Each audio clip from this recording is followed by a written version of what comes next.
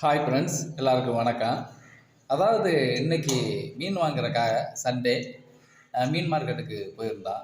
அங்கே மீன் வெட்டக்கூடிய ஒரு சகோதரர், அதாவது ஒரு முஸ்லீம் சகோதரர், மீன் வெட்டுறதுக்கு நிறைய பேர் வர்றாங்க. அவர் வந்து கூவி கூவி அழைக்கிறார், வாங்க நான் வெட்டி தர்றேன், சீக்கிரம் வெட்டி தர்றேன். சரியான கூட்டமாக இருந்துச்சு. ஆனால் நான் வெட்டி தர்றேன் அப்படின்னு சொல்லிட்டு ரொம்ப மென்மையாக பேசி எல்லாரையும் கஸ்டமரை ஃபுல்லாக நிற்க வச்சிருக்கார்.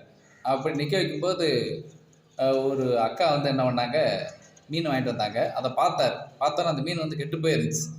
உடனே என்ன சொன்னார் அவங்கள்ட்ட, இந்த மீன் கெட்டு போயிருக்கா, குழந்தைகள்லாம் சாப்பிட்டா வந்து ஆபத்து வரும், உடல்நல பிரச்சனை வரும், இதை கொண்டு போய் ரிட்டர்ன் பண்ணுங்க.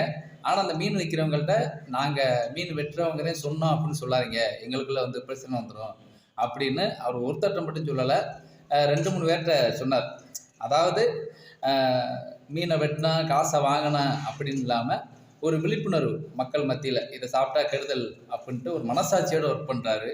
அந்த முஸ்லீம் சகோதரர் பேர் தெரியல, ஆனால் அவருக்கு வாழ்த்துக்களையும் நன்றியும் தெரிவித்துக் கொள்வோம். இந்த மாதிரி தான் மனிதநேயத்தோட மனிதர்கள் வாழணும்